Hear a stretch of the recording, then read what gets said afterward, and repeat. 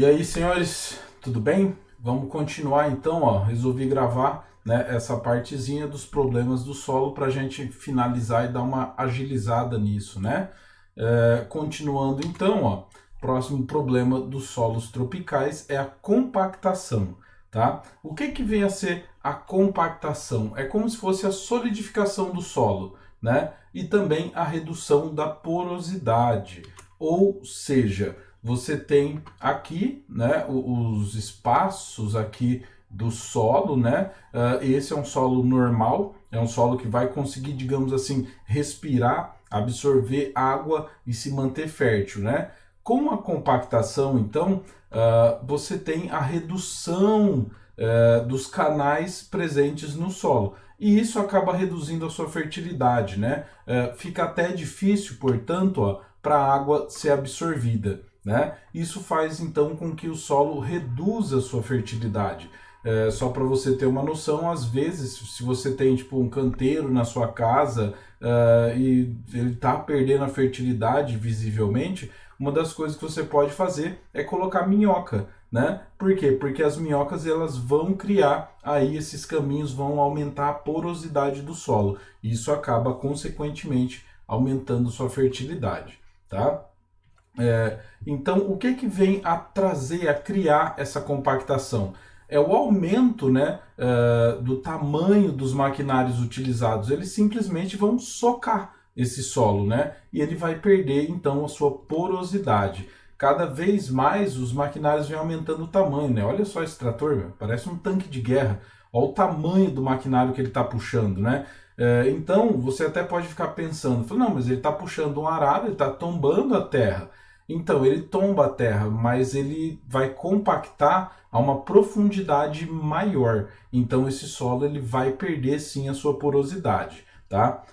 Para você conseguir acabar com essa porosidade, né, na verdade acabar com essa compactação, você vai precisar fazer aquele processo que a gente já havia falado para laterização, né, que é a utilização daquele escarificador, ou seja, você precisa fazer o revolvimento do solo em grande profundidade. Então, quando você usa os grandes maquinários, aqui, né, no início aqui do solo, na primeira camada, a absorção de água até que vai ser boa, porque você revolve essa primeira camada. Só que na parte mais profunda, reduz essa porosidade, né? Então a planta não vai conseguir se desenvolver tão bem, né? O grande problema, a grande questão aqui está relacionada principalmente com uma coisa, que é, no estado de São Paulo, por exemplo, você tem muitas usinas que acabam arrendando sítios para produção de cana. Elas têm esses baita tratores aí que vão conseguir, né, utilizar grandes maquinários, vão conseguir revolver o solo profundamente, mas o dono das terras, o sitiante, não vai conseguir. Então, quando a usina devolve para o cara as terras, a terra está compactada, né? E ele não vai conseguir, então, com o maquinário que ele tem, revolver o solo de modo profundo, beleza? Mais um problema é a desertificação. A desertificação, a grosso modo, é a perda da fertilidade do solo. Então você bem pode ver, ó, né, um solo desse em uma região que com certeza é no mínimo semiárida, né? Você vê que as plantas não conseguem se nutrir muito bem, elas não conseguem se manter.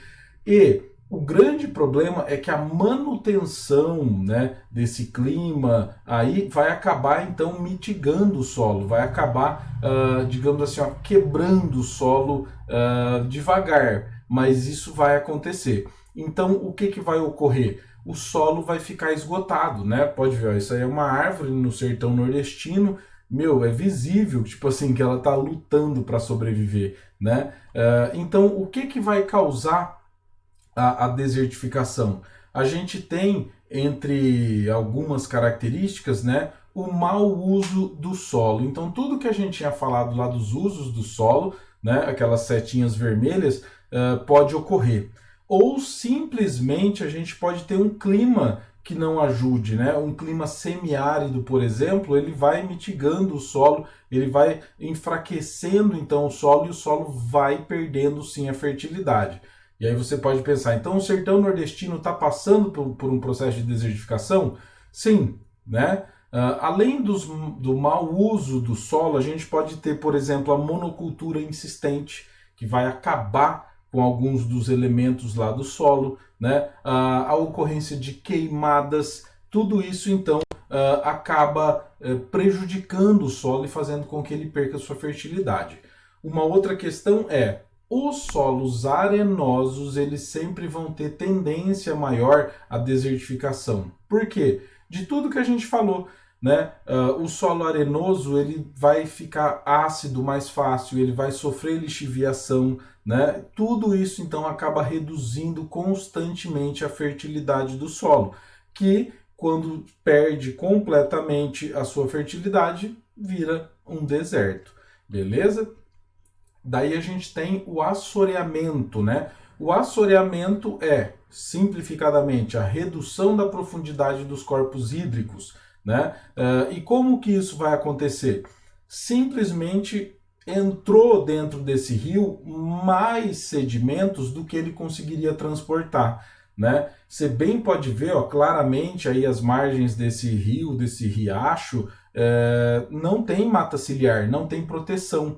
Então, simplesmente quando chove, né, a gente vai ter a erosão trazendo muita terra, muito solo para esse rio. E ele não vai conseguir, então, levar embora.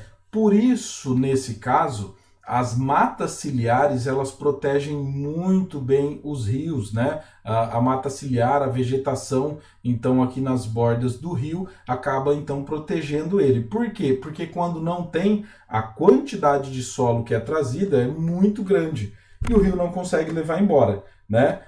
Tem esse gifzinho aí, ó.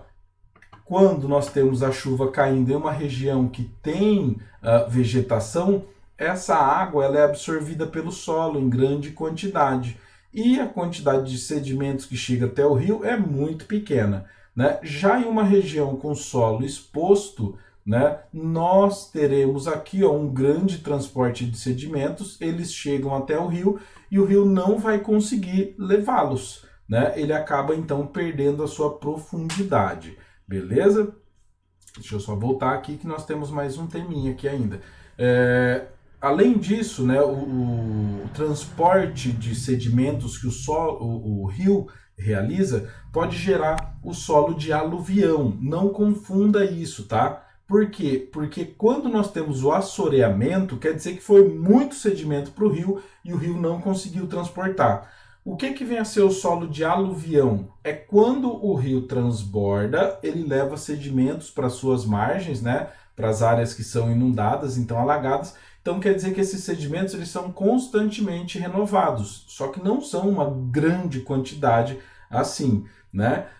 Então, logicamente que o solo de aluvião ele tem um processo natural, um pouquinho controlado ali para sua criação. O assoreamento é um descontrole, então, da quantidade de sedimentos que chega até o rio, né? Logicamente, ele está diretamente relacionado com a erosão dos solos. Então, quase todas as regiões que você tem a criação, a aparição de uma vossoroca, você vai ter o assoreamento do rio que estiver ali mais próximo dela. Por quê? Porque levou muito sedimento e o rio não vai conseguir levar. Beleza? Então, se eu não me engano, esse aqui é o último dos problemas dos solos tropicais, tá? E daí eu vou gravar mais uma aulinha só para a gente matar solos de vez com as características e os tipos de solos que vocês precisam guardar. Beleza? Beijão então para vocês, tchau, tchau, bons estudos aí, até mais.